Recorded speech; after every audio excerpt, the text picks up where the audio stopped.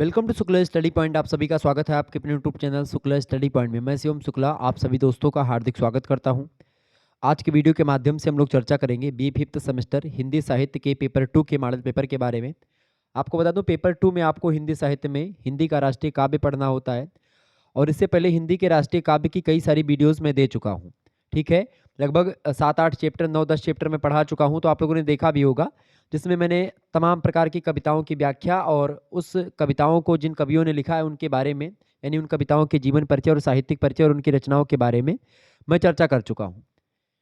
अब रह गई थी बात मॉडल पेपर की। आप लोगों के लगातार कमेंट्स आ रहे थे कि सर जी मॉडल पेपर बना दीजिए, इसका कैसे प्रश्न आएंगे, व्याख्या वाले प्रश्न कैसे आएंगे, किस तरीके का क्या होगा, तमाम प्रकार के प्रश्न थे। तो उसी प्रश्नों को ध्यान में रख करके यह मॉडल पेपर मैं आप लोगों के समक्ष खुद अपने हाथों से मैंने इस मॉडल पेपर को बनाया है और यहाँ से लगभग आपकी परीक्षा में प्रश्न बहुत अधिक मात्रा में आने वाले हैं। ऑब्जेक्टिव का मॉडल पेपर मैं ऑलरेडी दे चुका हूँ। लिखित का मॉडल पेपर को लेकर के आप सभी लोग टेंशन में थे, बातचीत कर रहे थे, तो मैंने सोचा कि इसको बिल्कुल देना चाहिए आपको। तो लिखित का मॉडल पेपर है ये, यानी कि इसमें आती है लघु उत्तरीय और लघु उत्तरीय के साथ साथ कौन सी व्याख्या आपकी प्रश्न पत्र में आने वाली है उसको भी मैंने रखा है। कैसे जो है प्रश्न पूछे जाते हैं व्याख्या को लेकर के, उसको कैसे लिखना होता है, सारी चीज़ें आपको बताऊंगा। संदर्भ, प्रसंग, व्याख्या, विशेष में क्या लिखना होता है, इन सभी मुद्दों पर हम लोग चर्चा करेंगे। इसके अलावा अति लघु उत्तरीय प्रश्नों पर चर्चा करूंगा, लघु उत्तरीय प्रश्नों पर चर्चा करूंगा और दीर्घ उत्तरीय प्रश्नों को लेकर के मैं सेपरेट वीडियो बनाऊंगा, तो उसमें मैं चर्चा करूंगा। तो हालांकि इसमें मैं उन प्रश्नों को रखूंगा दीर्घ उत्तरीय जो आपकी परीक्षा की दृष्टि से इंपॉर्टेंट है, तो बहुत ही महत्वपूर्ण तरीके से हम लोग आगे बढ़ेंगे। तो सभी लोग, जितने भी लोग हमारे साथ जुड़ चुके हैं, एक बार फटाफट से वीडियो को लाइक और शेयर कर दीजिएगा। चले, हिंदी साहित्य बी तृतीय वर्ष पंचम सेमेस्टर की बात हो रही है यहाँ पर। ठीक है, पंचम सेमेस्टर यानी कि मतलब फिफ्थ सेमेस्टर। ठीक है, और 2024-25 इन सभी परीक्षाओं की दृष्टि से यह लेक्चर बहुत ही महत्वपूर्ण होगा। हिंदी का राष्ट्रीय काव्य आपको पढ़ना है। पेपर आपका 3 खंडों में बटा हुआ होगा, खंड आ, खंड बा और खंड सा। खंड अगर आ की बात करें यानी कि सेक्शन ए की बात करें, तो सेक्शन ए में अति लघु उत्तरीय प्रश्न आते हैं, 10 की संख्या में पूछे जाते हैं। एक प्रश्न का उत्तर आपको 50 शब्दों में लिखना होता है और सभी प्रश्न करने आपको अनिवार्य होते हैं, यानी 10 के 10 प्रश्न आपको करना होता है, ये बात ध्यान रखेंगे। एक प्रश्न अगर आप करते हैं अच्छे तरीके से तो उसके लिए 2 अंक आपको प्रदान किए जाते हैं। किसी किसी विश्वविद्यालयों में 1.5 नंबर मिलता है, किसी किसी में 2 नंबर, ऐसे जैसा भी यूनिवर्सिटी का नियम हो, लेकिन सिलेबस सभी विश्वविद्यालयों का सेम है, तो बिल्कुल चिंता नहीं करें। चाहे आप किसी भी विश्वविद्यालय से हैं, आपको यही पढ़ना है, ये बात ध्यान रखेंगे। चलें, पहला प्रश्न आपकी स्क्रीन पर आ चुका है, फटाफट से आप सभी लोग देखेंगे। पहला प्रश्न है कि गुरु गोविंद सिंह की 4 प्रमुख रचनाओं का उल्लेख करें। बहुत ही महत्वपूर्ण प्रश्न है। तो आप जब 4 रचनाओं के बारे में ही पूछ रहा है तो इसमें ज़्यादा लिखने का काम कुछ नहीं है कि भाई 50 शब्द बोला गया है, तो यहाँ पर जो 50 शब्द है इसका मतलब ये नहीं है कि आप देखेंगे कि भाई 4 रचनाओं के बारे में पूछा गया है तो उसमें क्या लिखे हम गुरु गोविंद सिंह के बारे में, तो आप बस केवल 4 रचनाओं के नाम लिख देंगे तो आपका उत्तर सही हो जाएगा। 2 नंबर आपको, जितने नंबर का होगा प्रश्न वो आपको मिल जाएगा।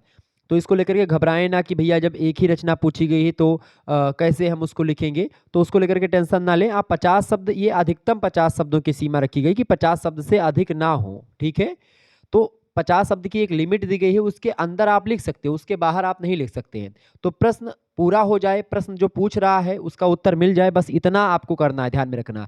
शब्द सीमा पर उतना फोकस आपको नहीं करना है। ठीक है, बस आप ये ध्यान रखें कि आपका उत्तर सही हो, फैक्चुअल उत्तर हो, जो क्वेश्चंस पूछ रहा है उसी से रिलेटेड हो आपका प्रश्न, ज्यादा इधर उधर की बातें उसमें ना लिखी हो। ठीक है, देखिए, तो गुरु गोविंद सिंह जी की अगर बात की जाए तो गुरु गोविंद सिंह जो है वो खास करके इनका जन्म खास करके सिखों के 10वें गुरु माने जाते हैं, अंतिम गुरु भी हैं।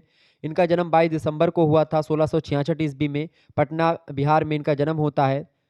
तो गुरु गोविंद सिंह की अगर बात करें तो गुरु गोविंद सिंह जी जो है बड़े एक प्रकार से मतलब सिखों के गुरु भी हैं और इसके अलावा ये इन्होंने राष्ट्रीयता को ध्यान में रख करके कई सारे दोहे लिखी हैं, तो आपके पाठ्यक्रम में वो दोहे संकलित हैं, ये बात ध्यान रखेंगे। अच्छा, इनके जन्म को लेकर के बड़ा वो भी रहा है, कुछ लोग संवत में 1723 बताते हैं। ठीक है, ये बात ध्यान रखेंगे।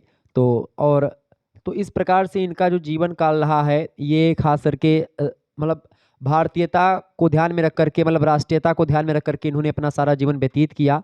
और प्रथम गुरु नानक से मतलब कि नानक जी जो थे वो सिख संप्रदाय के प्रथम गुरु माने जाते हैं और उन्हीं के संप्रदाय को आगे बढ़ाने का काम इन्होंने भी किया है और अंतिम गुरु थे, 10वें गुरु थे, ये बात ध्यान रखेंगे। तो गुरु गोविंद सिंह जी की अगर बात करें तो गुरु गोविंद सिंह जो है ये इनकी रचनाओं के बारे में आपसे पूछा जा रहा है। तो इनकी रचनाओं में मुख्य रूप से 4 रचनाएं आपको पूछा गया, तो 4 रचनाएं आप लिखेंगे। पहली रचना आप लिख दीजिएगा जप साहिब। इनकी एक रचना है जप साहिब। जप साहिब में ये निरंकार से, चूंकि जो निरंकारी ब्रह्म की उपासना, निर्गुण ब्रह्म की उपासना किया करते थे, तो निर्गुण काव्य धारा जो है उसी मतलब जो हुई थी उसी के प्रतिकूल ऐतिहासिक परिस्थितियों तथा विघ्न बाधाओं को पार करती हुई गुरु गोविंद सिंह के समय तक एक नवीन स्वरूप ये जो इनकी विचारधारा वो ग्रहण कर चुकी थी। तो निरंकारता से ही रिलेटेड इनकी भी धारा रही है। तो उसी रचना में खास करके जप साहिब में निरंकार के गुणवाचक नामों का संकलन जो है इस रचना में करते हैं।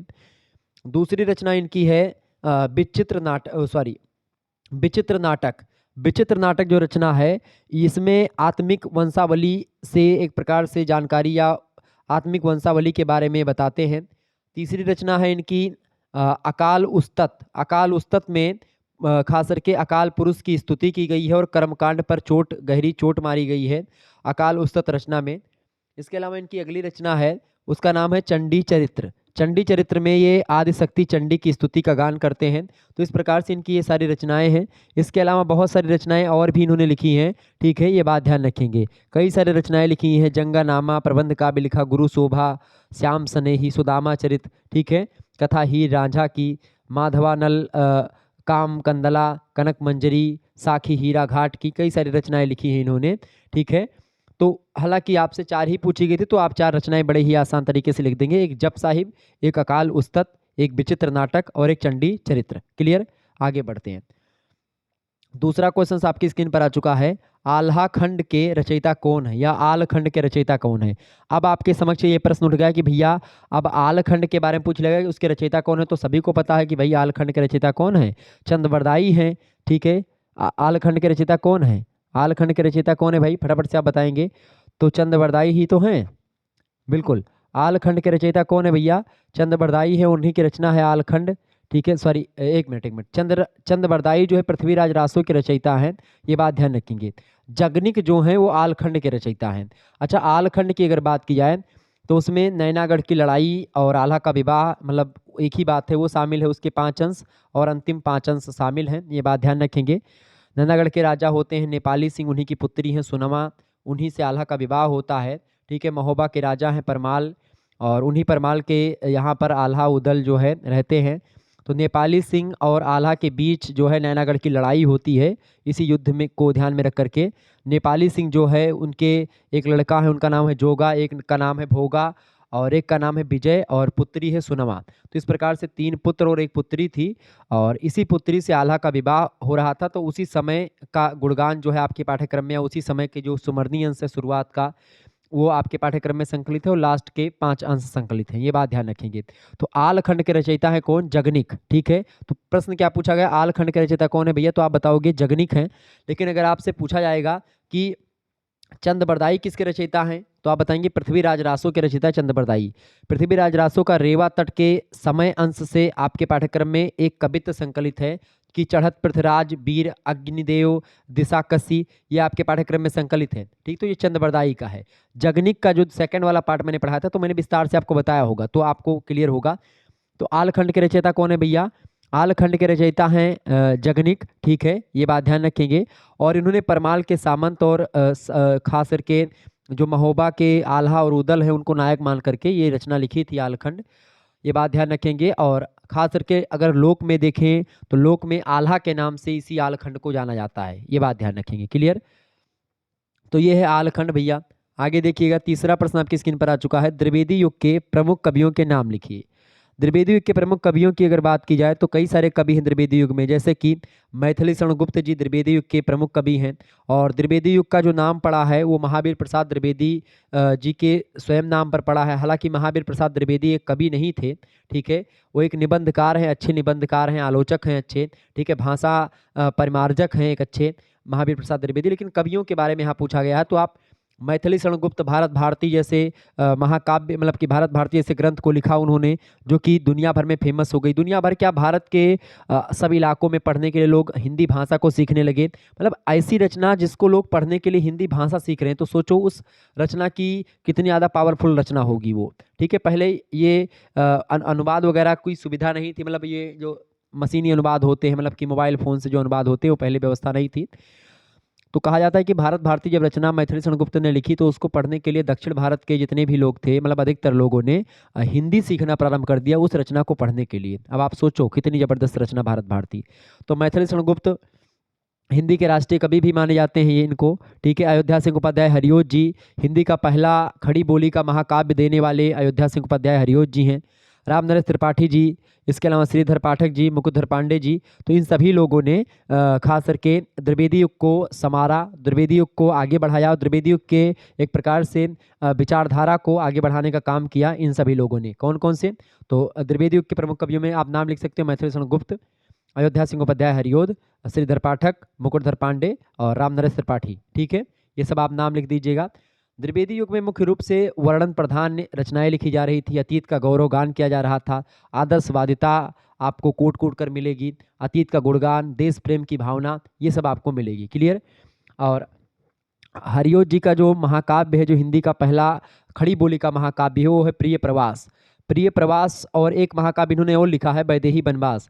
हालांकि प्रिय प्रवास जो है वो बड़ा फेमस महाकाव्य रहा है और हिंदी साहित्य की प्रथम खड़ी बोली की रचना का एक प्रकार से महाकाव्य यही है। ठीक है, और द्विवेदी युग के प्रतिनिधि कवि हैं हरियोज जी। इनका जन्म 15 अप्रैल को हुआ था 1865 ईस्वी में, निज़ामाबाद जनपद में इनका, मतलब निज़ामाबाद में हुआ था।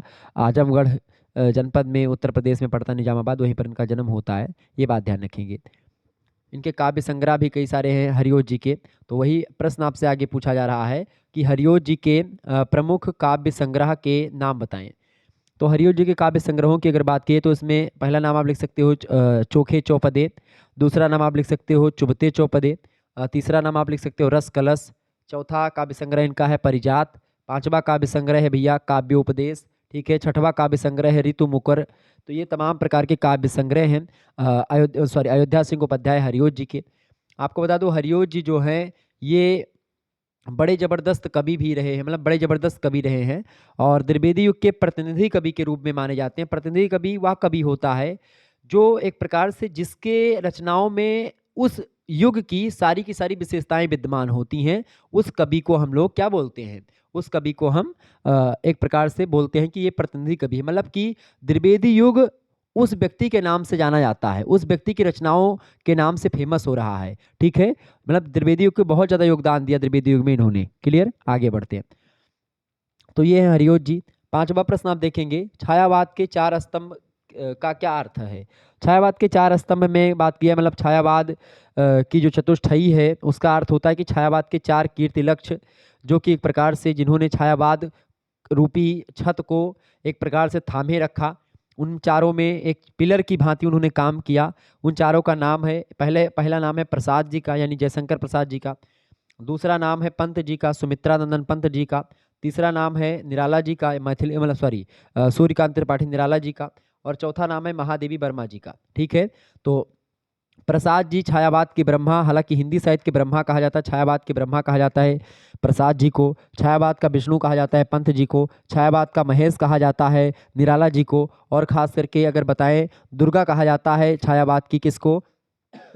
महादेवी जी को। तो ये छायावाद के चतुष्टयी हैं, या बोले तो छायावाद के चार स्तंभ हैं, कीर्ति लक्ष्य हैं चार। ठीक है, जिन्हीं पर एक प्रकार से पूरा का पूरा छायावाद रूपी जो हिंदी साहित्य का युग है ये टिका हुआ है। और छायावाद द्वितीय स्वर्ण युग अगर बोलें तो गलत ना होगा, क्योंकि छायावाद में आप देखते हैं बड़ी जबरदस्त जबरदस्त छायावाद ने कामायनी दिया, छायावाद ने ही आप देखते हैं निराला को दिया, छायावाद ने ही आप समझे प्रकृति का सुकुमार कवि दिया, यानी पंत जी को दिया, छायावाद ने ही एक प्रकार से आधुनिक मीरा को दिया।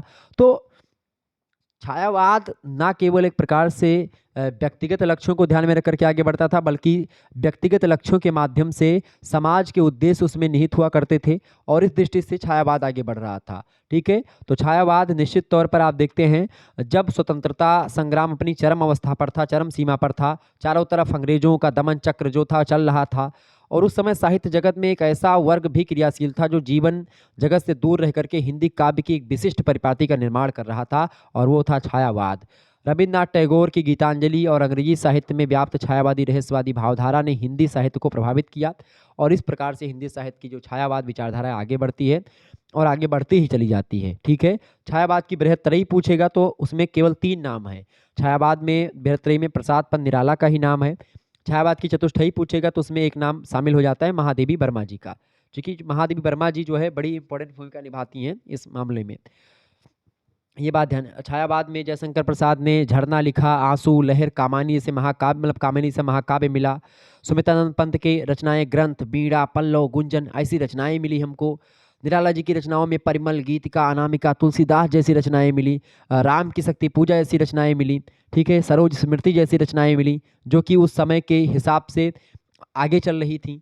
तो इसके अलावा महादेवी वर्मा जी की रचनाओं में निहार मिला, रश्मि मिली, नीरजा मिली, सांध्य गीत मिली, दीप शिखा, कई प्रकार की रचनाएं महादेवी जी ने लिखी। डॉक्टर रामकुमार वर्मा भी, अच्छा वर्मा में 3 वर्मा आते हैं, तो छायावाद के जो वर्मा है 3 वर्मा में खास करके एक महादेवी वर्मा, एक रामकुमार वर्मा और एक भगवती चरण वर्मा। ठीक है, ये 3 वर्मा छायावाद में है, ये बात भी ध्यान रखेंगे। रामकुमार वर्मा की रचना है अंजलि, रूप राशि, चित्रलेखा, चंद्रकिरण, ये सब बड़ी फेमस रचनाएं हैं। भगवती चरण वर्मा जी की मधुकर्ण, प्रेम संगीत, मानव, ये सब रचनाएं बड़ी फेमस हुई।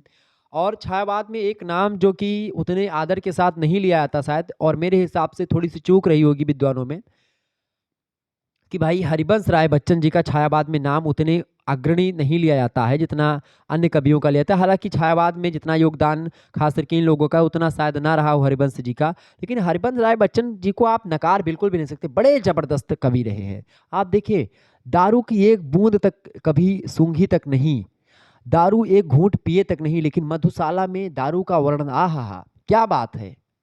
ऐसा वर्णन कोई कवि मेरे हिसाब से और नहीं कर सकता था जैसा वर्णन इन्होंने किया। तो छायावाद में हरिवंश राय बच्चन का भी बड़ा योगदान रहा है।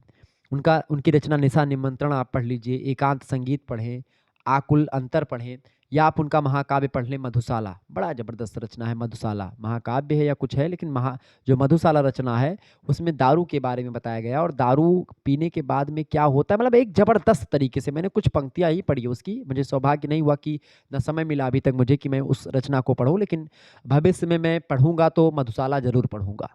हिंदी साहित्य अगर आप पढ़ रहे हैं तो मधुशाला, कामायनी और तुलसीदास रचना और राम की शक्ति पूजा, इसके अलावा ये सब रचनाएं आप पढ़ें। और इसके अलावा प्रकृति के सुकुमार कवि यानी गुंजन उंजन रचना आप पढ़ लीजिए एक बार, बड़ी फेमस रचनाएं हैं। आगे देखें, सुभद्रा कुमारी चौहान का जन्म कब हुआ था, फटाफट से आप बताएंगे। सुभद्रा कुमारी चौहान जी की अगर बात की जाए तो सुभद्रा कुमारी चौहान एक तो काव्य सेनानी भी थी और स्वतंत्र कोकिला भी एक प्रकार से इनको कहा जाता है। तो काव्य सेनानी और स्वतंत्र कोकिला ये इनके उपनाम हैं और इनसे फेमस भी रही हैं। सुभद्रा कुमारी चौहान जी का जन्म हुआ था 16 अगस्त को 1904 ईस्वी में। उस दिन नाग पंचमी पड़ती थी, उसी दिन इनका जन्म होता है। प्रयागराज जो अब मतलब जो पहले इलाहाबाद था उससे पहले प्रयागराज था और अब प्रयागराज है। उसी के नज़दीक एक निहालपुर नाम का गांव पड़ता है, उसी गांव में सुभद्रा कुमारी चौहान जी का जन्म होता है और बड़ी फेमस कवित्री रही हैं सुभद्रा कुमारी चौहान जी। इनकी रचना बहुत ही फेमस है। बुंदेले हर बोलो मुख हमने सुनी कहानी थी, खूब लड़ी मर्दानी वह तो झांसी वाली रानी थी, बड़ी फेमस रचना। तो ये है सुभद्रा जी। आगे बढ़ते हैं, अगला क्वेश्चन आपकी स्क्रीन पर आ चुका है, 7वां प्रश्न आपकी स्क्रीन पर आ चुका है। राष्ट्रीय काव्यधारा के प्रमुख कवि कौन है, बताएं। प्रश्न इंपॉर्टेंट है, राष्ट्रीय काव्यधारा के प्रमुख कवि कौन है। तो राष्ट्रीय काव्यधारा के प्रमुख कवियों में मतलब प्रमुख कवि कौन कौन है, तो प्रमुख कवियों में राष्ट्रीय काव्यधारा के बहुत सारे कवि हैं। जैसे कि आप पहला नाम अभी मैं जो इसके बारे में बता रहा था सुभद्रा जी, सुभद्रा कुमारी चौहान जी का नाम आप लिख सकते हो। दूसरा नाम आप माखनलाल चतुर्वेदी जी का नाम ले सकते हो। तीसरा नाम आप केदारनाथ मिश्रा जी का नाम ले सकते हो। चौथा नाम आप मोहनलाल महतो वियोगी जी का नाम ले सकते हो। सोहनलाल द्विवेदी जी का नाम ले सकते हो, आप बड़े जबरदस्त रहे हैं।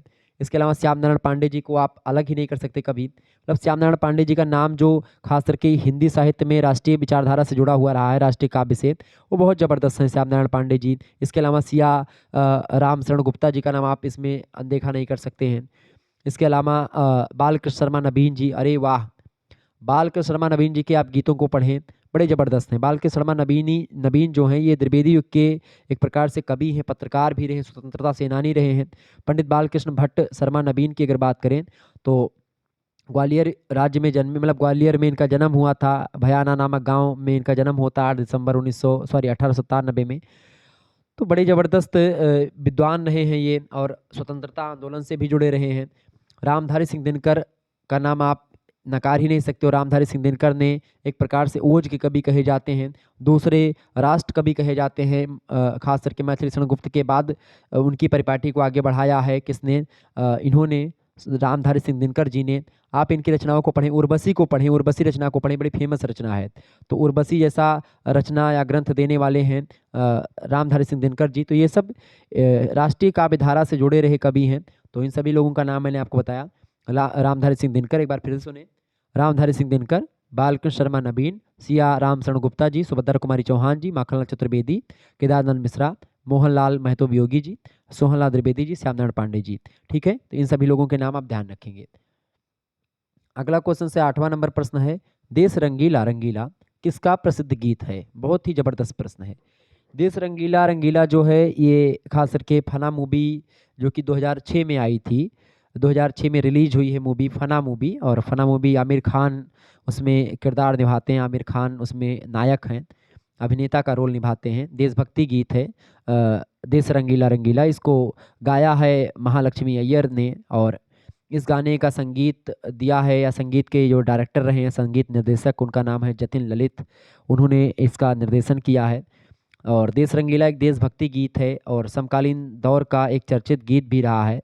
और इसके अलावा आपको बता दूं, प्रसून जोशी के द्वारा ये गीत लिखा गया है, और इस गीत में भारतवर्ष की लोक संस्कृति को उसकी भव्यता के साथ अभिव्यक्त किया गया है। देश रंगीला जो है उसमें यहाँ की जीवन शैली, यहाँ की बोली भाषा, वस्त्र, तीज त्योहार, इन सभी को गीत में सजा करके प्रस्तुत किया गया है। देश रंगीला रंगीला जो है ये बड़ी ज़बरदस्त रचना है, ये बात ध्यान रखेंगे। तो देश रंगीला रंगीला, देश मेरा रंगीला, ये बड़ी फेमस जो है रचना है। और ख़ास करके ये रचना, इसमें पूरी चीज़ें बताई गई हैं, पूरे देश में क्या क्या चीज़ें हो रही हैं, मतलब क्या क्या चीज़ें इस देश की विशेषता हैं, भारत जैसे देश की, उसको यहाँ पर बताया गया है। ठीक है, तो ये है देश रंगीला रंगीला गीत, जिसको प्रसून जोशी जी ने एक प्रकार से इसको क्या किया है, लिखा है। ये बात ध्यान रखेंगे। प्रसून जोशी जी का जन्म हुआ था 16 सितंबर को 1971 ईस्वी को, अल्मोड़ा में हुआ था, उत्तराखंड में पड़ता है अल्मोड़ा। ठीक है, इनके पिताजी का नाम था DK जोशी, माता जी का नाम था सुषमा जोशी। क्लियर, ये बात ध्यान रखेंगे। और आपको बता दूं, प्रसून जी जोशी जो है ये बड़े फेमस रहे हैं, और 2006-2007 में फना मूवी आई थी, उसमें कई सारे गाने इन्होंने ही लिखे हैं, जैसे कि चांद सिफारिश के लिए सन 2008 को, तारे जमी पर से माँ के लिए फिल्म फेयर सर्वश्रेष्ठ गीतकार का पुरस्कार भी जीत चुके हैं ये। ठीक है, और आपको बता दूं, देश रंगीला रंगीला जो गाना, इसमें आप शुरुआत की जो बोल हैं इसके, कि यहाँ हर कदम कदम पर धरती बदले रंग, यहाँ की बोली में रंगोली सात रंग, यहाँ हर कदम कदम पे धरती बदले रंग, यहाँ की बोली में रंगोली सात रंग। ठीक है, और आगे है कि धानी पगड़ी पहने मौसम है, नीली चादर लाने अंबर है, नदी सुनहरी हरा समंदर है रे सजीला, देश रंगीला देश मेरा रंगीला। तो ये जो गीत है, और लंबा गीत है, कि सिंदूरी गालों वाला सूरज जो करे ठिठोली, शर्मीले खेतों को ढकले चूनर पीली पीली, घूंघट में रंग पनघट में रंग, चम चम चमकीला, देश रंगीला रंगीला देश मेरा रंगीला। ये जो गीत है बड़ा ज़बरदस्त गीत है। तो इसमें जीवन शैली, भारतीय जीवन शैली, भारत की बोली भाषा, भारत के जो तीज त्योहार हैं, जो वस्त्र भारत में पहले जाने, पहनावा बढ़ावा, इन सभी को गीत में एकदम से प्रस्तुत किया गया है, और बड़ा ज़बरदस्त गीत है। प्रसून जोशी जी ने इसको लिखा है, और महालक्ष्मी अय्यर ने गाया है इसको। देशभक्ति गीत है, फना मूवी में एक गाना है, ये बात ध्यान रखेंगे। आगे बढ़ते हैं, अगला क्वेश्चन आपकी स्क्रीन पर आ चुका, 9वां नंबर प्रश्न है, उठो धरा के अमर सपूतों, उठो धरा के अमर सपूतों, ये कविता है, इसका सारांश बताएं। उठो धरा के अमर सपूतों, ये एक प्रकार से ये एक गीत है, और इस गीत का सारांश या इस कविता का सारांश क्या है? बढ़िया प्रश्न है। तो उठो धरा के अमर सपूतों की बात की जाए तो यह कविता खास करके आपको बता दूं कि ये कविता कवि की राष्ट्रवादी भावनाओं की अभिव्यक्ति है, और यहाँ पर इस कविता के सारांश की अगर बात की है तो यहाँ पर कवि देश के नवयुवकों को आह्वान करता है, देश के नवयुवकों के बारे में एक प्रकार से बताता है कि भाई देश का नवयुवक मतलब कि नवयुवकों में नवनिर्माण उसका करना चाहता है, उनमें नवयुवकों में जोश की बात करता है, उत्साह की बात करता है, नव चेतना से संपन्न हो सकता है आज का युवा, इस बात पर फोकस करता है।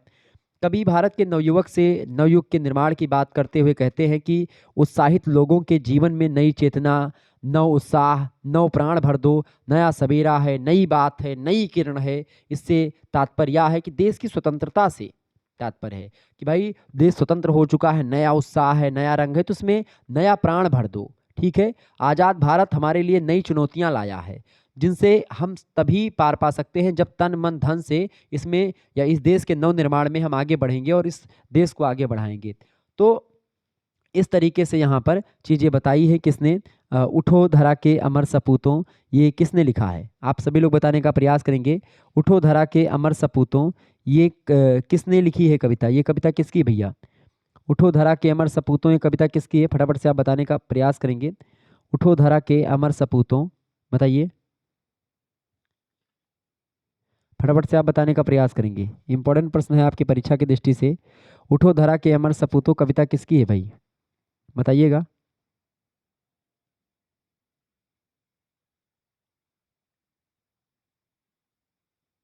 नहीं, उनकी याद करें और कदम मिलाकर चलना होगा, ये सब तो अटल बिहारी जी की है। बताएं, उठो धरा के अमर सपूतों, ये कविता किसकी है?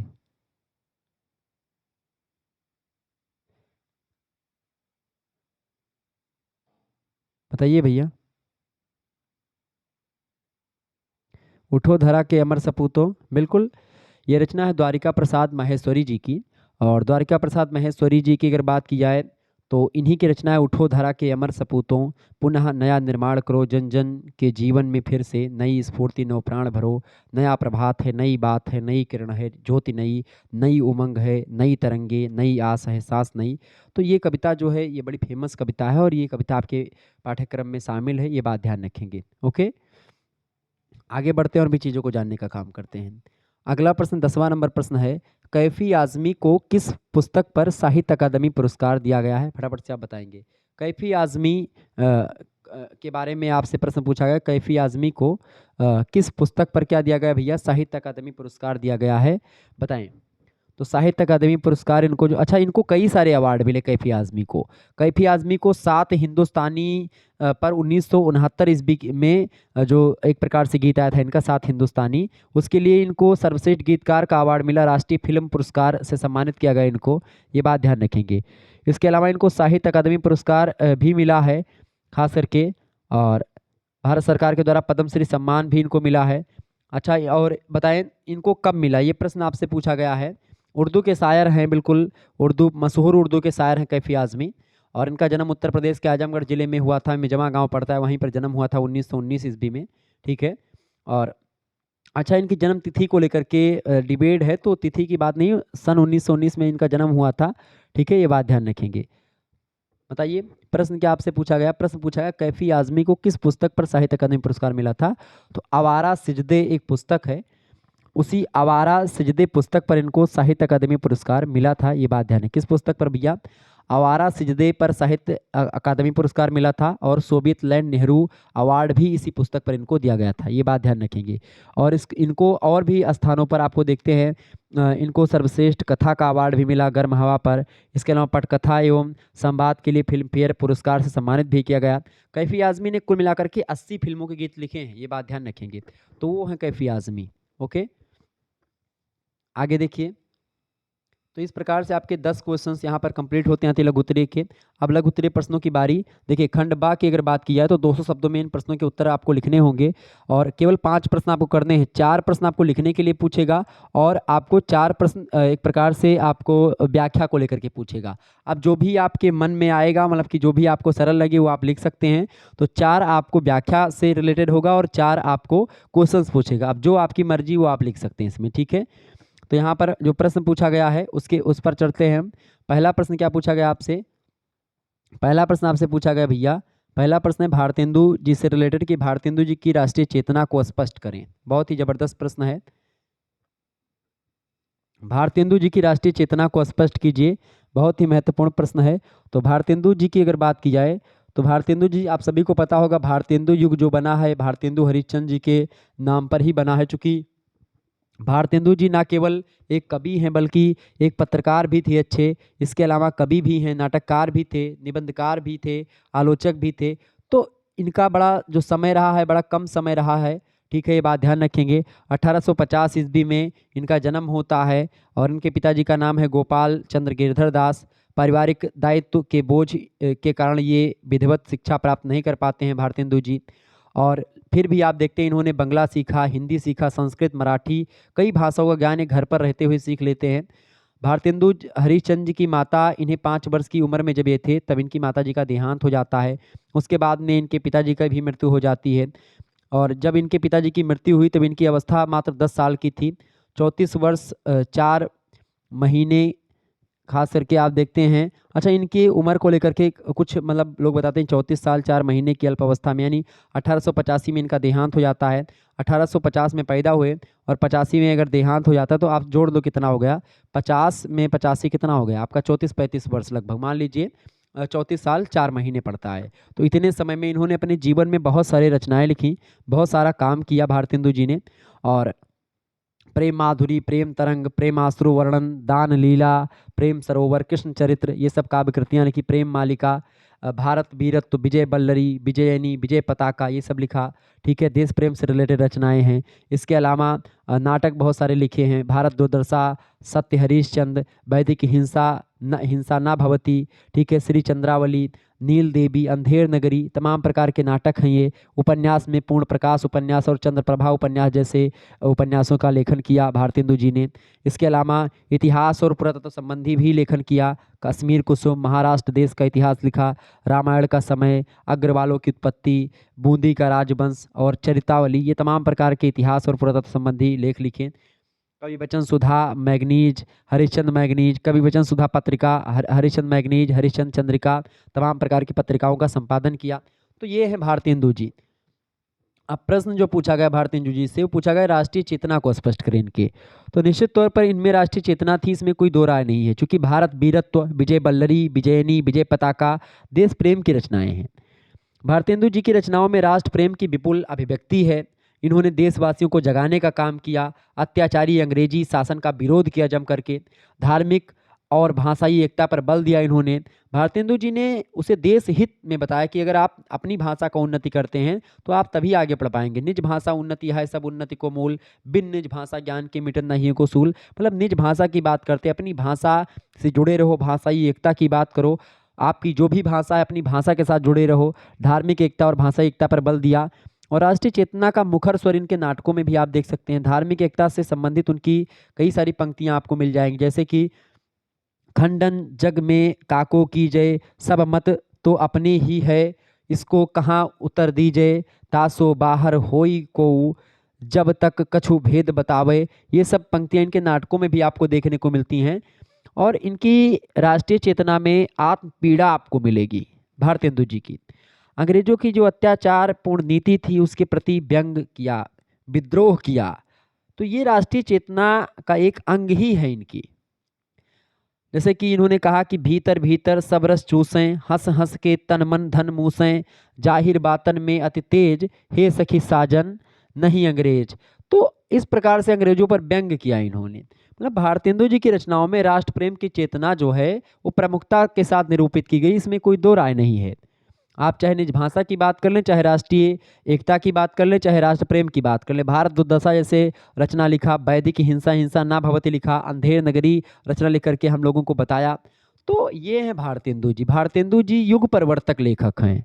ठीक है, इनके नाम पर एक युग चल रहा है, भारतेंदु युग। ठीक है, ये बात ध्यान रखेंगे। तो ये है इनकी राष्ट्रीय चेतना।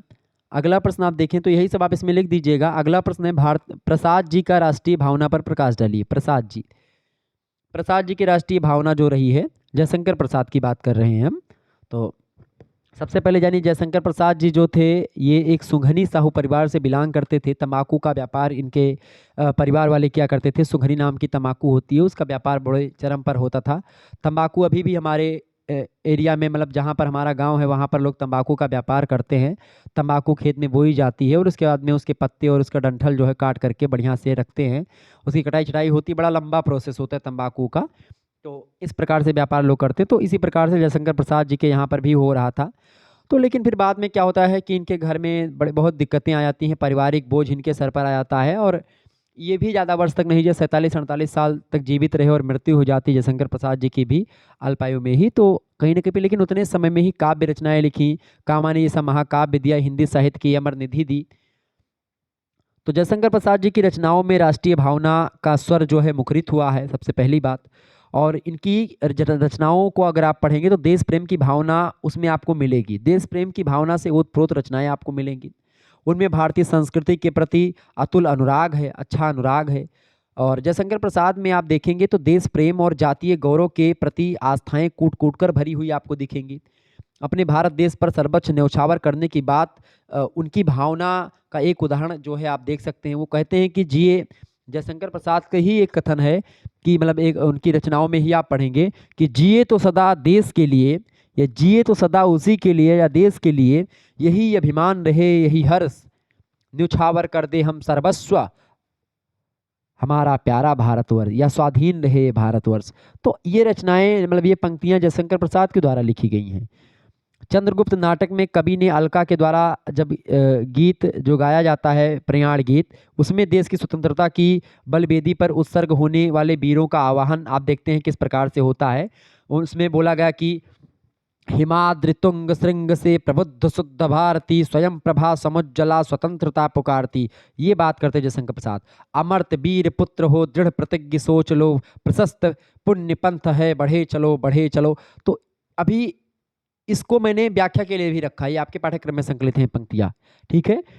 तो इसी तरह से उसी नाटक में आप देखते हैं कार्नोलिया के द्वारा गाया गया गीत है अरुण यह मधुमेह देश हमारा, आपके पाठ्यक्रम में संकलित है। तो अरुण यह मधुमेह देश हमारा। तो स्कंदगुप्त में जैसे प्रथम किरणों का दे उपहार वाले गीत उनके लिए राष्ट्रीय प्रेम के उत्कृष्ट गीत हैं, उदाहरण हैं।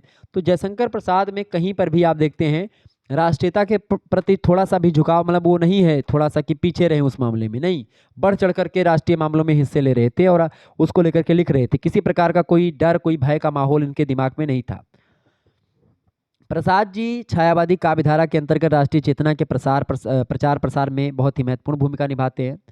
और इनके नाटकों को आप देखेंगे, कविताओं को देखें, चाहे कहानियों को पढ़ लें, उन सभी के माध्यम से स्वतंत्र भारत के जन मन को उद्बोधित किया है।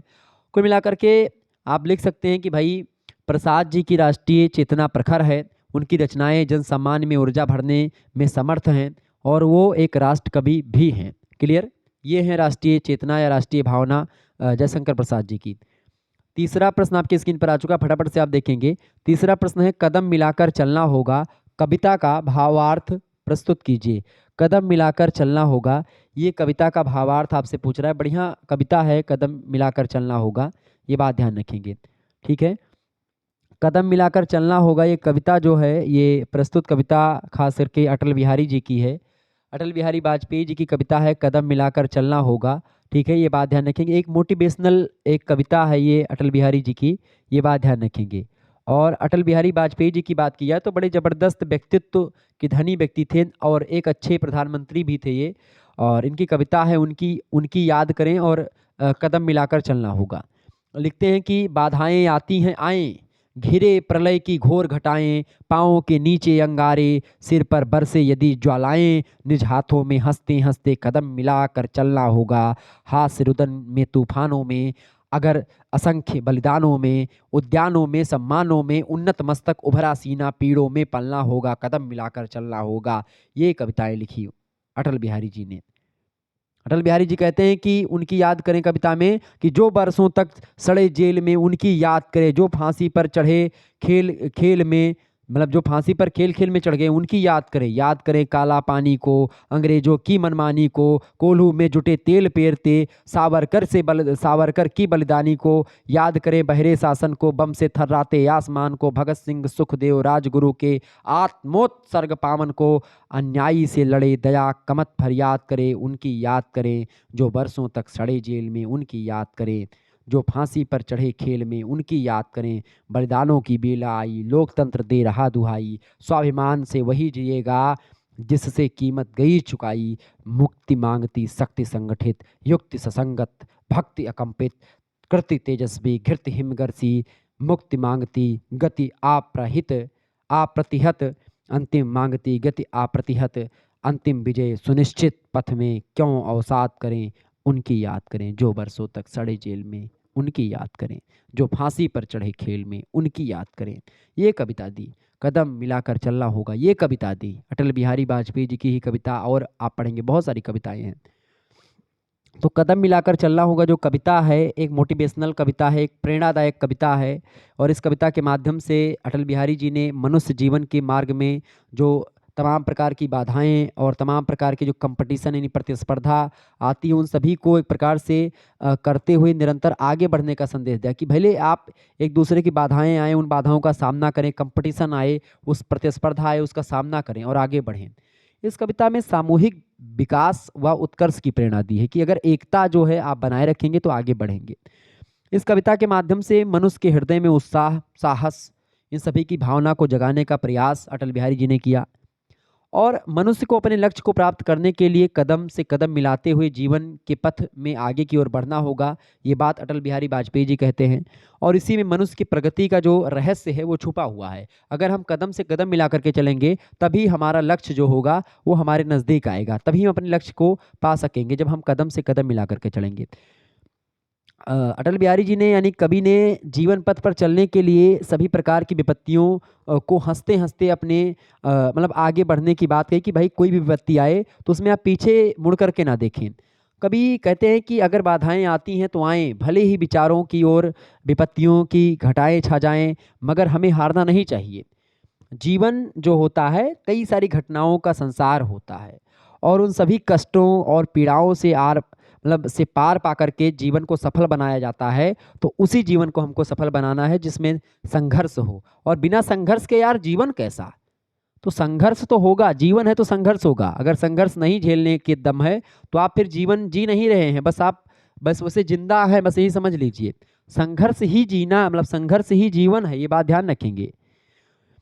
सर्वस्व त्याग और बलिदान के कारण ही मनुष्य अपने जीवन को सार्थक बना पाता है। बलिदानियों ने, स्वतंत्रता सेनानियों ने अपने लिए मतलब अपने देश के लिए अपने संपूर्ण जीवन को एक प्रकार से न्यौछावर कर दिया देश के लिए। तो अपने राष्ट्र की उन्नति के लिए प्रत्येक व्यक्ति को अपनी सामर्थ्य के अनुरूप योगदान देना चाहिए, जो उसके लिए उपयोगी है, मतलब जो उसके अंडर में है, जो कर सकता है वो करे अपने देश के लिए। अनेक प्रकार की विपत्तियों में गुजर कर अपने जीवन की आहुति देकर के भी मातृभूमि की रक्षा करनी चाहिए और मातृभूमि में एकता स्थापित करनी चाहिए। और एक प्रकार से वैमनस्यता जैसी समस्या जो भावना है लोगों के मन में, उसको ख़त्म करनी चाहिए। भले ही एक दूसरे के बीच में कंपटीशन है, वो अलग बात है। कंपटीशन आप करें आगे बढ़ने का, कंपटीशन करें कि भाई वो 10 रुपया कमा रहा है तो मैं 20 रुपया कमाऊँ। ये कंपटीशन ना करें कि वो 10 रुपया कमा रहा तो उसका वो कहाँ से कमा रहा है उसको ख़त्म करवा दें। मतलब एक होता है कि भाई किसी से ऊपर उठ जाना और एक होता है किसी को नीचे दबा देना, ठीक है। तो आप ऊपर उठे ना कि किसी को दबाएं। आगे देखें, अब यहाँ पर एक जो है आ गया, आपको कविता की व्याख्या आपको इसकी करनी है। कविता है, कविता क्या है भैया, बड़ी इंपॉर्टेंट कविता है। तो इसमें आपसे पूछा जाएगा कि प्रस्तुत काव्य पंक्तियों की व्याख्या, संदर्भ सहित व्याख्या दीजिए। तो इसमें सबसे पहले आपको संदर्भ लिखना पड़ेगा, फिर उसके बाद में उस कविताओं की व्याख्या करनी पड़ेगी, ठीक है। तो संदर्भ में क्या लिखेंगे भैया, संदर्भ क्या है इसका, देखिए कविता को पढ़ें तो उसके बाद में क्लियर होगा कि भाई किसकी कविता है और लिखा किसने है, क्लियर, ये बात ध्यान रखेंगे। तो देखिए है इसमें कि दारुण दैत हरना कुश बिदार बेको, भयो नरसिंह रूप तेज बिकरार है, भूषण भनत तो ही रामन के मार बेको, रामचंद भयो रघुकुल सरदार है। ये जैसे कि पढ़ा आपने तुरंत क्लियर हो गया कि भाई ये महाकवि भूषण का है, ठीक है। ये किसकी रचना है, महाकवि भूषण की रचना है, ये बात ध्यान रखेंगे। तो संदर्भ में आप क्या लिखेंगे कि प्रस्तुत पद्यांश भूषण ग्रंथावली से लिया गया है और इसके रचयिता महाकवि भूषण है, क्लियर। प्रसंग क्या है, ये प्रसंग है भाई कवि खास करके जो भूषण है वो छत्रसाल की वीरता, धीरता और पौरुष का वर्णन करते हैं इस पंक्तियों में। पंक्तियां एक बार फिर से मैं पढ़ूंगा। पंक्तियां हैं कि दारुण दैत हरना कुश विदारि बिको भयो नरसिंह रूप तेज बिकरार है भूषण भनत तो ही रामन के मारि बिको रामचंद भयो रघुकुल सरदार है कंस के कुटिल बल बसन बंसन विदूषी को भयो जदुराय वसुदेव को कुमार हैं पृथु पुरहूत साहि को सपूत शिवराज मलेच्छन के मारि बिको तो तेरो अवतार है। मतलब यहाँ पर जो है महाकवि भूषण ने छत्रसाल की वीरता धीरता और पौरुष का वर्णन करते हुए बताया है, उनकी तुलना करी है अन्य जो लोग रहे, जैसे कि दारुण दैत हरणाकुश, हिरणा कश्यप की बात यहाँ पर हो रही है। हिरण्याकुश जो है एक दैत्य है, राक्षस होता है, तो महादारुण भयंकर हिरण्याकश्यप है, वो दैत्य है, उसको विदीर्ण करने के लिए, उसको मारने के लिए, विदारिबी को मतलब उसको मारने के लिए, उसका वो जो एक प्रकार से अत्याचार हो गया था उस अत्याचार को मिटाने के लिए भयो नरसिंह रूप तेज विकरार है। नरसिंह रूपी विकराल तेजस्वी अवतार भगवान विष्णु का होता है। तो भूषण कहते हैं जैसे जो हिरण्याकश्यप का अत्याचार था उसको खत्म करने के लिए भगवान नरसिंह का अवतार हुआ है, ठीक वैसे भूषण जी कहते हैं कि भनत तो ही रामन के मार बे को, जो रावण था जो एक प्रकार से बहुत ही ज़्यादा ऋषियों पर अत्याचार करता था और एक प्रकार से अहंकारी था, उसको मारने के लिए देवताओं को बंदी बना करके रखा था। नवग्रह काल और एक प्रकार से शनि इन सभी भगवान को बंदी बना करके रखा था रावण ने। तो इसीलिए इन सभी को मुक्त करवाने के लिए तो क्या हुआ कि रघुकुल के जो सरदार हैं, रामचंद्र भयो रघुकुल सरदार हैं, मतलब रघुकुल के सरदार जो भगवान श्री राम हैं उनका जन्म होता है। ठीक उसी प्रकार से जिस प्रकार से हिरण्याकश्यप को मारने के लिए नरसिंह का अवतार होता है, रावण को मारने के लिए भगवान रामचंद्र का अवतार होता है। कंस के कुटिल बल बंसन विदूषिये को भयो जदुराय, मतलब जदुराय मतलब कि जसोदा के यहाँ पर और नंद राय के यहाँ पर जदुराय वसुदेव को कुमार हैं, मतलब जसोदा और वसुदेव के पुत्र के रूप में भगवान श्री कृष्ण का जन्म हुआ। ठीक है, किसके लिए? जो कंस था उसकी कुटिलता और उसके एक प्रकार से जो उसकी जो कुटिल चालें थी, जो अहंकारी था, जो एक प्रकार से ऋषियों मुनियों पर अत्याचार करता था, उसके लिए भगवान श्री कृष्ण का जन्म हुआ। ठीक है, और इसके अलावा तो वही चीज़ इन सभी से तुलना कर रहा है, किसकी? मतलब इनकी महाकवि भूषण जो है छत्रसाल की तुलना कर रहे हैं कि इसी भांति पृथ्वी पर इंद्र रूप में जो है शाह जी के जो सुपुत्र हैं, कहा पृथ्वी पुरहूत, पुरहूत माने होता है इंद्र, तो पृथ्वी के क्या है? पुरहूत, मतलब पृथ्वी के राजा के रूप में, पृथ्वी पर इंद्र के रूप में जो शाही के सपूत, शाही मतलब शाह जी के, ठीक है, शाह जी के सुपुत्र हैं कौन? सपूत, सपूत मतलब सुपुत्र, कौन है? शिवराज जी, शिवराज मतलब शिवाजी। तो महाराज शिवाजी जो हैं वो इसी प्रकार से मलेच्छन के मारिबी को, मलेच्छन मतलब जो मलेच्छ शासक हैं उन मलेच्छों का नाश करने के लिए अवतार किसका हुआ है? अवतार हुआ है शिवराज का, यानी कि शिवाजी का। क्लियर, ये बात ध्यान रखेंगे। तो इस प्रकार से यहाँ पर जो है शिवाजी के बारे में महाकाव्य भूषण बताते हैं। क्लियर, ये बात ध्यान रखेंगे। विशेष में क्या लिखेंगे? यहाँ पर एक टॉपिक मतलब एक ऐसे पॉइंट करके लिख देंगे विशेष में कि वीर रस की बात करी गई है, इसमें भाषा ब्रज है और शैली की अगर बात करी जाए तो मुक्तक शैली का प्रयोग यहाँ पर किया गया है। तो ये तो रही एक प्रकार से इसकी व्याख्या। अगली जो पंक्तियाँ हैं उसकी भी व्याख्या करने को लेकर के आपसे कहेगा। ये पंक्तियाँ कौन सी भाई? देखें, प्राण अंतर में लिए बढ़िया पंक्तियाँ हैं, जवानी कविता एक है, उसी कविता से ये पंक्तियाँ संग्रहित है और खास करके ये पंक्तियाँ जो है माखनलाल चतुर्वेदी जी की हैं, जवानी कविता से उद्धृत हैं। और कविता खास करके ये चतुर्वेदी जी का, यानी कि माखनलाल जी चतुर्वेदी जी का काव्य संग्रह है हिम किरीटिनी। उसी हिम किरीटिनी काव्य संग्रह में एक कविता शामिल है जवानी, उसी जवानी कविता से ये एक प्रकार से लिया गया है, उद्धृत है, हमको दिया गया है। तो आपको संदर्भ में लिखना है कि प्रस्तुत पद्यांश माखनलाल चतुर्वेदी द्वारा रचित जवानी कविता से उद्धृत है, जो कि माखनलाल चतुर्वेदी जी के ही काव्य संग्रह हिम किरीटिनी से ली गई है। क्लियर। प्रसंग इसका क्या है? प्रसंग है कि इसमें जो है इस पद्य में देश की युवा शक्ति में उत्साह का संचार करते हुए देश के उत्थान के कार्यों में प्रवृत्त होने का आह्वान किया गया है। और यहाँ पर माखनलाल चतुर्वेदी जी युवाओं को संबोधित करते हुए कहते हैं, ठीक है, क्या कहते हैं? कहते हैं कि प्राण अंतर में लिए पागल जवानी, कौन कहता है तू विधवा हुई खो आज पानी। चल रही घड़ियां चले नभ के सितारे, चल रही नदियां चल रहे हिमखंड प्यारे, चल रही है सांस फिर तू ठहर जाए, 2 सदी पीछे की तेरी लहर जाए। पहन ले नरमुंड माला, उठ समुंड सुमेरु ले, सुमेर सुमेरु कर ले, भूमि सातु पहन बाना आज धानी, प्राण तेरे साथ है उठ रही जवानी। इस प्रकार से यहाँ पर जवानी कविता एक एक प्रकार से युवाओं को आवाहन किया है, युवाओं की जवानी को एक प्रकार से इन्होंने मतलब युवाओं, जवानी का तात्पर्य यहाँ पर युवाओं से है, ठीक है। तो यहाँ पर देखें, प्राण अंतर में लिए पागल जवानी, कौन कहता है तू विधवा हुई खुआज पानी। यहाँ पर माखनलाल चतुर्वेदी जी कहते हैं कि अरे युवकों की पागल जवानी, तू अपने भीतर उत्साह और शक्ति रूपी प्राणों को समेटे हुए है। कौन कहता है कि तू विधवा हुई है, कौन कहता है कि तू अपना जो पानी है, यानी तेज रूपी जो पानी है या तेज या पानी रूपी जो पति है, उसको कौन कहता तू खो गई है। और अपना पानी मतलब यहाँ पर तेज से है कि भाई कौन कहता है कि तू तेज रूपी अपना पति खो करके, या तेज रूपी अपना पति या पानी रूपी अपना पति खो करके तू विधवा हो गई है, ये कौन कहता है। तेरे अंदर आज भी वो उत्साह है, तेरे अंदर आज भी वो शक्ति विद्यमान है। वो कहते हैं आगे जो है चतुर्वेदी जी कि विधवा होकर के निस्तेज हो गई है, कौन ऐसा कहता है। जो ये कहते हैं वो गलत हैं। मैं आज जिधर भी देखता हूँ उधर गति ही गति देखता हूँ। घड़ियाँ मतलब जो है चल रही घड़ियाँ चले नभ के सितारे, मतलब घड़ियाँ मतलब समय जो है वो निरंतर चल रहा है। चले नभ के सितारे, आसमान के सितारे भी एक प्रकार से अपने आप में गतिमान है, वो भी चल रहे हैं। चल रही नदियाँ, नदियाँ निरंतर अपने प्रवाह की ओर बह रही हैं, मतलब नदियाँ प्रवाहमान है निरंतर लगातार। इसके अलावा चले हिमखंड प्यारे, जो पहाड़ है, पहाड़ों पर बर्फ के टुकड़े जो है, वो जो हिमानियाँ हैं, जो ग्लेशियर्स हैं, वो सरक सरक करके अपनी गति का प्रदर्शन कर रहे हैं, वो भी फिसल रहे हैं। वो भी एक प्रकार से अपना रूप बदल करके जल बन करके और आगे बढ़ रहे हैं। चल रही है सांस फिर तू ठहर जाए। कहते हैं माखनलाल चतुर्वेदी जी कि जब सारी चीज़ चल रही हैं, समय की गति चल रही, समय का चक्र चल रहा है, सितारे सब गतिमान हैं, नदियाँ बह रही हैं, नदियाँ प्रवाहमान हैं, जो हिम के टुकड़े हैं, बर्फ के टुकड़े हैं, वो भी सरक सरक करके अपनी गति का प्रदर्शन कर रहे हैं।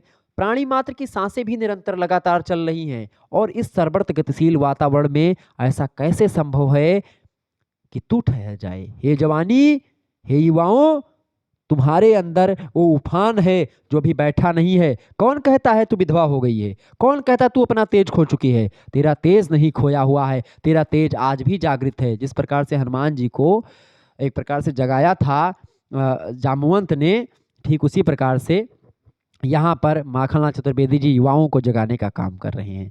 कहते हैं ऐसा कैसे हो सकता है कि जब सारी चीज़ चल रही, सांस चल रही, तब तक तू कैसे ठहर जाए। ऐसा दैट इज इम्पॉसिबल, ऐसा संभव नहीं है कि सांस चले और जवानी रुक जाए, या युवा की जो उफान है, खून खून का उफान है, वो रुक जाए।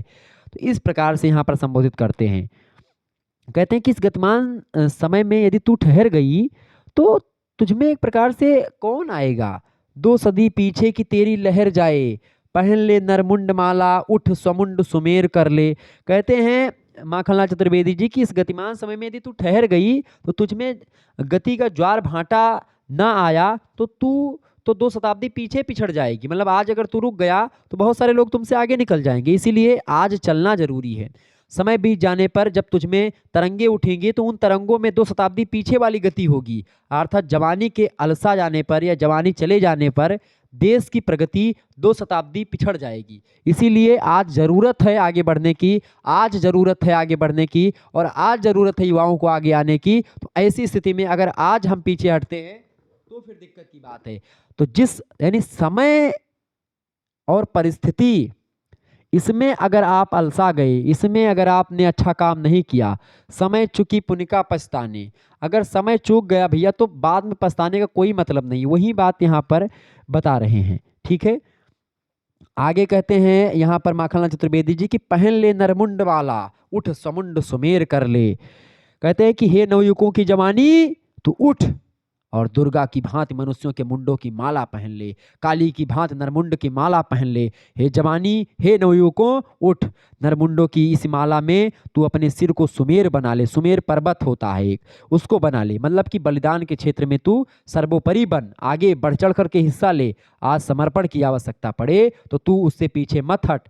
जिस प्रकार से भूमिसा तू पहन बाना आज धानी, प्राण तेरे साथ है उठरी जवानी।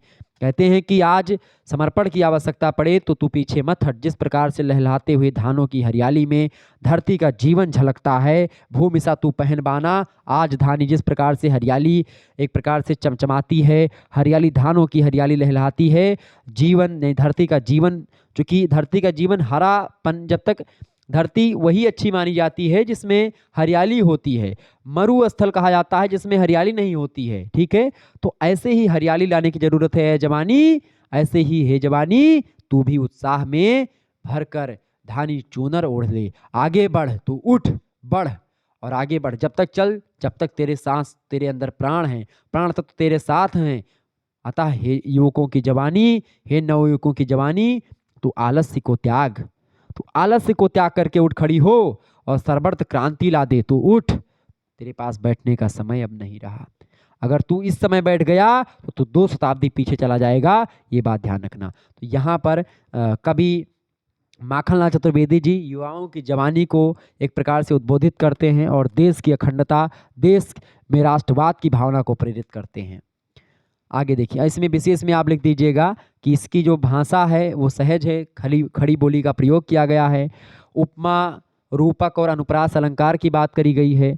और इन पंक्तियों में कवि ने देश के युवा वर्ग का आह्वान किया है कि वह देश पर अपने को उत्सर्ग करे, मतलब देश के अगर बात आए तो देश को स्वतंत्र करवाए, अगर देश के लिए जान देना पड़े तो जान भी दे दे। ये बात यहाँ पर बताई गई है। क्लियर। आगे देखिए, अगली कविता आपकी आ गई है जयशंकर प्रसाद वाली, जो मैंने आपको बताया था अभी अभी। जयशंकर प्रसाद की रचना ये है और ये रचना जो खास करके बड़ी फेमस रचना है। ठीक है, ये रचना है हिमाद्री तुंग से ही ली गई है। रचना पहले पढ़ते हैं, उसके बाद में फिर इसके बारे में बताते हैं। हिमाद्रि तुंग श्रृंग से प्रबुद्ध शुद्ध भारती, स्वयं प्रभा समुज्ज्वला स्वतंत्रता पुकारती, अमर्त वीर पुत्र हो दृढ़ प्रतिज्ञ सोच लो, प्रशस्त पुष्य पंथ है बढ़े चलो असंख्य कीर्त रश्मिया विकीर्ण दिव्य दासी, सपूत मातृभूमि के रुको न सूर साहसी, आराति सैन्य सिंधु में सुवाओ वाग्नि से जलो, प्रवीर हो जई बनो बढ़े चलो हिमाद्रि तुंग सिंह से प्रबुद्ध शुद्ध भारती। ये संदर्भ है भैया। संदर्भ में क्या लिखेंगे कि प्रस्तुत पंक्तियां जयशंकर प्रसाद की कविता चंद्रगुप्त नाटक के चतुर्थ अंक के जो 6वां दृश्य है उससे ली गई है। ये एक नाटकीय कविता है, नाटकीय गीत है और हिमाद्री तुंग श्रृंग ये इसका शीर्षक है। तो ये कविता चंद्रगुप्त एक नाटक है, जयशंकर प्रसाद जी का नाटक है। उसी नाटक का 4था अंक और 6वां दृश्य, उससे उसी में ये गीत जो है आता है, तो उसी जगह से ये गीत लिया गया है। ये गीत में खास करके कविता तक्षशिला के राजकुमार हैं अंभीक, उनके द्वारा विदेशी आक्रांता सिकंदर को समर्थन देने के कारण जनता में असंतोष उत्पन्न हो गया। चूंकि अंभीक जो होते हैं वो सिकंदर का समर्थन करने के लिए सिकंदर के साथ हो जाते हैं और अपने देश के साथ क्या करते हैं, एक प्रकार से देश प्रेम को त्याग करके, चूंकि अंभीक जो होता है वो तक्षशिला का राजकुमार है। ठीक है, और चंद्रगुप्त मौर्य से बड़ा उसका वो रहता था, मतलब झगड़ा रहता था। अंभीक की बहन है अलका, जनता को नेतृत्व देते हुए गीत गाती है और अलका का द्वारा ही गीत ये गाया गया है। अलका अंभीक की बहन है, लेकिन फिर भी वो उसके अंदर देश प्रेम की भावना है। वह चाहती है कि तक्षशिला के लोग एकजुट होकर के विदेशी आक्रमणकारियों का मुकाबला करें और इसके लिए वह अपने भाई की अवसरवादी राजनीति का विरोध करती है कि आज अगर तू समर्थन सिकंदर का करेगा तो कल सिकंदर तुझको भी मार सकता है। ये उसलिए एक प्रकार से, अच्छा, जो ये अंभीक होता है ये एक प्रकार से सोचता है कि भाई अभी टाइम मिला है और इसी समय दूसरे पर आक्रमण करवा करके उसका राज खुद मिला लेते हैं। तो इस प्रकार के अवसरवादी जो राजनीति है उसका विरोध अलका करती है और जनता से आह्वान करती है अलका कि विदेशी आक्रमण का मुकाबला करके अपने गौरव को बढ़ाया जाए। तो इस प्रकार से अलका जो है अंभीक की पुत्री है, तक्षशिला की राजकुमारी है, उसी के द्वारा यह गीत गाया जाता है। वो कहती है अलका तक्षशिला के नागरिकों को संबोधित करती हुई, क्या कहती है कि कहती है कि हिमाद्री तुंग श्रृंग से प्रबुद्ध शुद्ध भारती स्वयं प्रभा समुज्ज्वला स्वतंत्रता पुकारती। वो कहती है कि हिमालय की ऊंची ऊंची चोटियों से, हिमाद्री तुंग श्रृंग से यानी ऊंची ऊंची चोटियां जो है हिमालय की, वहां से स्वतंत्रता की पुकार आ रही है। ऐसा लगता है मानो अपनी ही प्रभा से उज्जवल विद्या की जो देवी हैं, स्वयं प्रभा समुज्ज्वला स्वतंत्रता पुकारती, जो प्रभा की देवी हैं, जो एक प्रकार से विद्या की अधिष्ठात्री हैं, उज्जवल विद्या की अधिष्ठात्री हैं, यानी देवी माता सरस्वती हैं, वो ऐसा स्वतंत्रता की पुकार लगा रही हूँ। ऐसा लगता है कि मानो सरस्वती माता ही कह रही हैं कि उठो वीरों और एक प्रकार स्वतंत्रता को लो, स्वतंत्रता दिलवाओ देश को। इस प्रकार से माँ भारती माता, एक प्रकार सरस्वती, इस प्रकार की बात कहती हैं। आगे, अमर्त वीर पुत्र हो दृढ़ प्रतिज्ञ सोच लो, प्रशस्त पुष्य पंथ है बढ़े चलो बढ़े चलो। इस कविता की व्याख्या मैंने विस्तार से करी हुई है, आप लोग देख लीजिएगा वीडियो, प्ले लिस्ट में आपको सारी वीडियो मिल जाएगी। ये कहते हैं कि विद्या की चेतना का प्रवाह वह भारती तुमसे कर रही है कि तुम अमर वीरों की संतान हो, अमर्त वीर तुम पुत्र हो, दृढ़ प्रतिज्ञा अगर ले लोगे, सोच लोगे, प्रतिज्ञा ले लोगे, तो तुम चूंकि अमरत्व के गुणों से विभूषित हो, स्वयं के अमरत्व के गुणों से विभूषित हो, देश की रक्षा के लिए दृढ़तापूर्वक प्रतिज्ञा ले लो, ठीक है, और प्रशस्त पुष्य पंथ पर आगे बढ़ो, आगे बढ़ते रहो, रुको नहीं।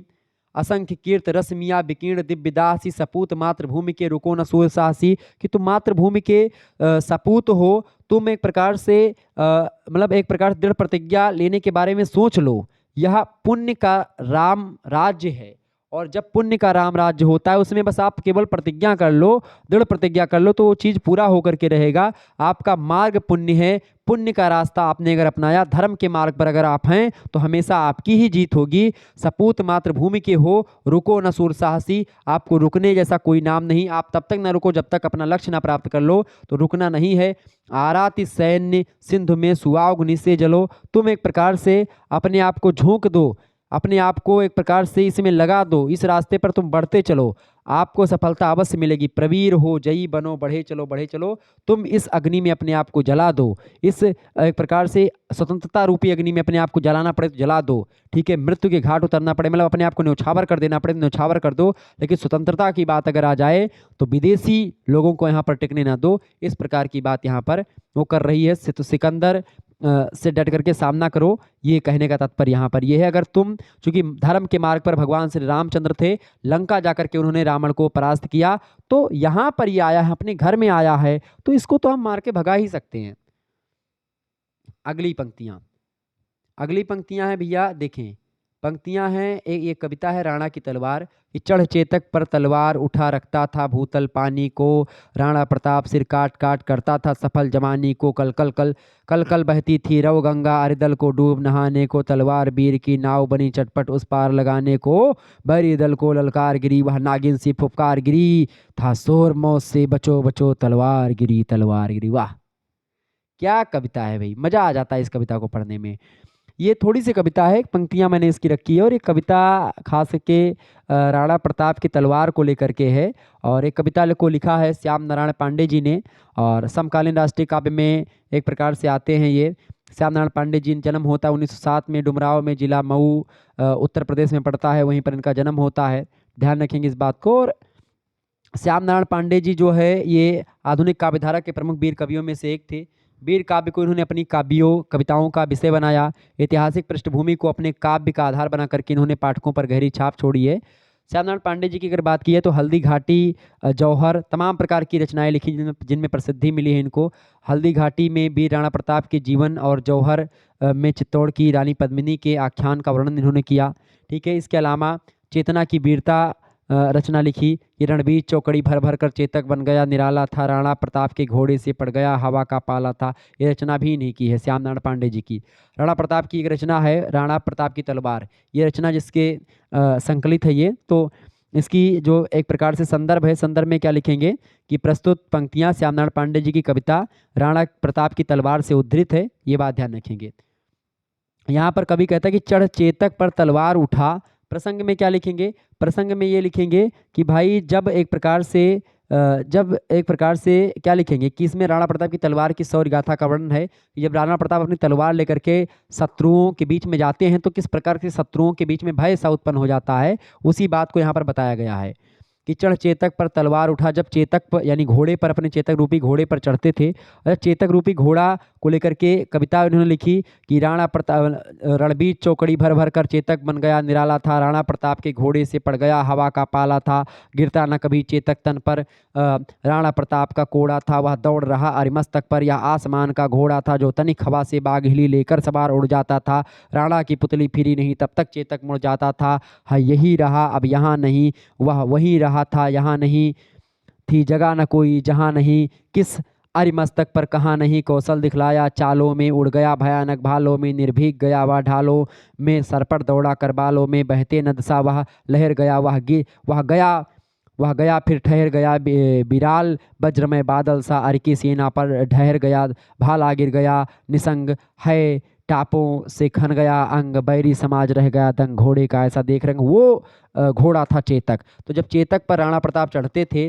चेतक पर बैठ करके तलवार अपनी उठाते थे, तो उसी तलवार की एक प्रकार से चीज़ें किस प्रकार से होती, रखता था भूतल पाने को, मतलब लगता था कि राणा प्रताप जब अपने घोड़े पर बैठ लेता था, लगता था कि पूरा का पूरा जो पृथ्वी है उसको जीत लेगा। इस प्रकार की वीरता राणा प्रताप की, ठीक है, कि कभी कहता है कि राणा प्रताप चेतक पर चढ़कर के तलवार उठा करके पृथ्वी पर अपना साम्राज्य स्थापित करने में लगा रहता था, और जब ये चलता था तो क्या होता था, शत्रुओं के बीच में राणा प्रताप सिर काट काट, मतलब अपने तलवार से जब ये चलता था, तलवार बहुत गहरी, मतलब बहुत ज़्यादा वजन थे इनके तलवार का, जब वो चलते थे तो सर वर एकदम से पूरा, किसी के ऊपर अगर तलवार गिर जाए तो उनका सर से लेकर के और पैर तक एकदम से फट जाए, मतलब शरीर दो फांकी में बट जाए।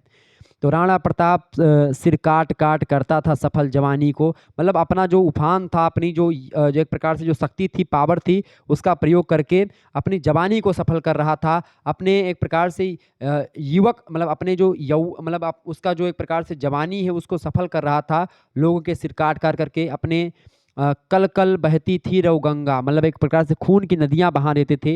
युद्ध भूमि में शत्रुओं का खून बहाने को तलवार चलती ही रहती थी, वह शत्रुओं के रक्त से नहाने को हमेशा तैयार रहती थी तलवार, अरे दल को को डूब नहाने को, मतलब एक प्रकार से ऐसा लगता था कि तलवार खून की प्यासी हो चुकी, तलवार वीर की नाव बनी, मतलब कि जो शत्रुओं में सफलता दिलाती थी, हमेशा शत्रुओं का नाश करके जीत दिलाती थी, वह राणा प्रताप की तलवार थी, ठीक है, ये बात ध्यान रखेंगे। तो राणा प्रताप की तलवार हमेशा जो है तलवार नाव के समान चलती थी, किसमें, मानो लगता था कि खून की कोई गंगा बह रही है और उस खून की गंगा में तलवार रूपी नाव एक प्रकार से प्रवाहित हो रही, खून रूपी गंगा में तलवार रूपी नाव प्रवाहित हो रही है और उस पर राणा प्रताप जो है बैठे हुए, ऐसा लग रहा है, ये कल्पना कवि की। आगे दूसरी पंक्तियां हैं कि चटपट उस पार लगाने को बैरी दल को तलवार गिरी, वह नागिन सी फुफकार गिरी, था शोर मौत से बचो बचो तलवार गिरी तलवार गिरी, मतलब जब ये एक प्रकार से जाते थे लड़ने के लिए तो बैरी दल में एकदम से वो डर हो जाता था कि भाई क्या आया। कभी कहता है कि राणा प्रताप की तलवार शत्रु दल पर ऐसे गिरती थी जैसे कोई नागिन फुफकार मार रही हो। शत्रुओं की सेना में राणा प्रताप की तलवार का इतना खौफ भर गया था भैया कि वह तलवार के भय से चिल्लाते थे, बचाओ बचाओ तलवार गिर रही है, कहाँ गिरी तलवार, चाहे पैदल सिपाही हो, चाहे घोड़े पर बैठे, चाहे हाथी वाले, चाहे कोई भी शत्रु हो, सभी को मारते हुए एकदम से बाहुबली मूवी देखते हैं, काटते से चलता है बाहुबली, ठीक वैसे राणा प्रताप भी चला करते थे, क्षण भर में शत्रुओं पर हमला करती थी और कहाँ पर तलवार निकल जाती थी कुछ पता ही नहीं चलता था, नागिन से फुफकारती थी और शोर मचता था बैरी दल में, अरे तलवार आ गई तलवार आ गई तलवार, अरे इस प्रकार की व्यवस्था। कहीं इधर दिखती थी तलवार, कभी उधर कभी इधर, मतलब हवा से बात करती थी तलवार, जैसा घोड़ा था वैसी तलवार थी, वैसे राणा थे, ठीक है। राणा का ना घोड़ा कोई चलाने वाला था, ना तलवार उनकी कोई उठा पाता था, मतलब चलाने के लिए, ठीक है। तो ये थे राणा प्रताप। आगे देखिए भैया, अगला प्रश्न, चौथा प्रश्न, हिंदी भाषा की राष्ट्रीय काव्यधारा पर प्रकाश डालिए। तो प्रश्न बड़ा इंपॉर्टेंट है। प्रश्न क्या पूछा गया, हिंदी भाषा की राष्ट्रीय काव्यधारा जो है इस पर प्रकाश डालिए। बढ़िया प्रश्न है आपकी परीक्षा की दृष्टि से, ध्यान रखेंगे।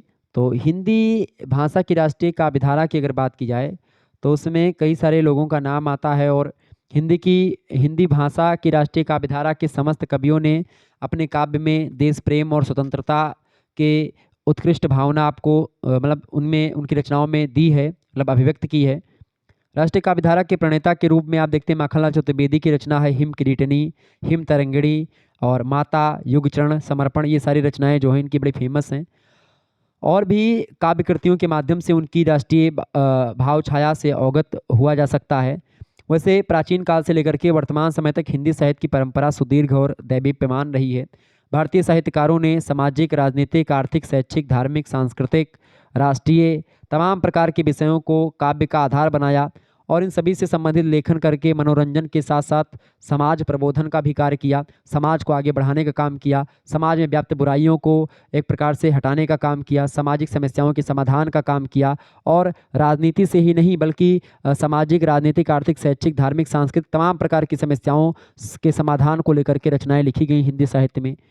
और राष्ट्र की मूल कल्पना मनुष्य के उदात्त भावना से चूंकि जुड़ी हुई है और परस्पर सहयोग और सहअस्तित्व की भावना से राष्ट्र की अवधारणा बनती है, साकार होती है, तो उस भावना पर भी एक प्रकार से राष्ट्रीय काव्यधारा से रिलेटेड जो भावना है उस भावना पर भी कविताएं बहुत सारी आपको मिलेंगी। तो रामधारी सिंह दिनकर को ले लीजिए, रेणुका, हुंकार, रसवंती, द्वंद्व गीत, ठीक है, बापू, ये तमाम प्रकार की रचनाएं उन्हीं की तो हैं, बड़ी फेमस फेमस रचनाएं हैं। उर्वशी, रस्म रथी, तो ये सब रचनाएं जो हैं, ये सब रचनाएं खास करके हिंदी भाषा की राष्ट्रीय काव्यधारा पर प्रकाश डालती हैं। और इसके अलावा मैंने तमाम प्रकार के कवियों के नाम आपको बताए भी हैं, जैसे कि सुभद्रा कुमारी चौहान, माखनलाल चतुर्वेदी, केदारनाथ मिश्रा, मोहन लाल महतो वियोगी, सोहनलाल द्विवेदी, शिवा राम शरण गुप्ता जी, श्यामनारायण पांडे, बालकृष्ण शर्मा नवीन, रामधारी सिंह दिनकर, ये सब हिंदी भाषा के राष्ट्रीय काव्यधारा से जुड़े रहे कवि हैं। इतना लिख देंगे, आपका काम हो जाना है। अब देखें, केवल 2 प्रश्नों के उत्तर आपको यहाँ से देने हैं खंडसा से। 500 शब्दों में एक प्रश्न का उत्तर आपको लिखना है, ये बात ध्यान रखेंगे और बड़े ही ज़बरदस्त तरीके से आप लोग लिख सकते हैं। अब इन सभी प्रश्नों के उत्तर जो है हम नेक्स्ट वीडियो में, मतलब कि एक सेपरेट वीडियो में देने का काम करेंगे, मतलब अलग अलग वीडियो मिलेगी इन सभी प्रश्नों की, तो उसको लेकर के आप तैयार हो जाइए, या फिर आप इन प्रश्नों को अगर आपकी सीरीज वगैरह मिल जा रहे हैं तो आप पढ़ लीजिएगा। दिनकर की रचनाओं में राष्ट्रीय चेतना का स्वर प्रमुख रूप से मुखरित हुआ है, सप्रमाण विवेचना कीजिए। बहुत ही जबरदस्त प्रश्न आपकी परीक्षा में आने वाला है, ये प्रश्न ध्यान रखेंगे।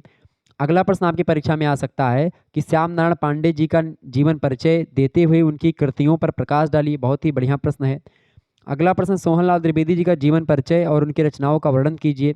नेक्स्ट क्वेश्चन से साहिर लुधियानवी के गीतों में राष्ट्रीय भावबोध को स्पष्ट कीजिए। तो इस प्रकार से ये सब प्रश्न आपसे पूछे जा सकते हैं। इन सभी प्रश्नों पर मैं जब चैप्टर वाइज वीडियो प्रोवाइड करवाता हूं तो उनसे रिलेटेड भी बातें करता हूं, मतलब जो भी जीवन परिचय और उनकी रचनाएं और उनके जो राष्ट्रीय भावना से जुड़ी हुई चीज़ें हैं उनके बारे में भी बताता हूँ। तो इस प्रकार से आपका काम हो जाना है, जो चैप्टर वाइज वीडियो प्रोवाइड करवाता हूँ उनको भी देखते रहिएगा, बस आपका काम हो जाना है, ठीक है। और इसके बाद में हिस्ट्री वाला मॉडल पेपर मैंने कल दिया है, आप लोगों ने नहीं देखा देख लीजिएगा।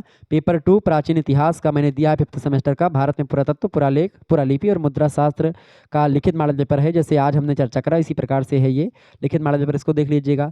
राजनीतिक शास्त्र का लोक प्रशासन के सिद्धांत यानी पेपर 2 में है, उसका मॉडल पेपर मैं दे चुका हूँ, देख लीजिएगा। एजुकेशन का पेपर 2 में दे चुका हूँ, शैक्षिक सांख्यिकी पेपर 1 का भी दे चुका हूँ। तो आप इन सभी मॉडल पेपर को देख लीजिएगा, प्ले लिस्ट में सारी वीडियोज़ आपको मिल जाएंगी। और लिखित टाइप के ये सब मॉडल पेपर हैं। ऑब्जेक्टिव मॉडल पेपर ऑलरेडी मैं उपलब्ध करवा चुका हूँ, एक बार फिर से मैं करवा दूंगा, तो उसके लिए आप सभी लोग तैयार हो जाइए। चलिए फिर मिलते हैं नेक्स्ट वीडियो में, तब तक के लिए जय हिंद जय भारत। आप सभी का बहुत बहुत धन्यवाद हमारे से जुड़ने के लिए। इसी प्रकार से अपना प्यार हमेशा बनाए रखिएगा। Good night, I love you, बहुत बहुत धन्यवाद। मिलते हैं फिर नेक्स्ट वीडियो में भाई, बहुत बहुत धन्यवाद।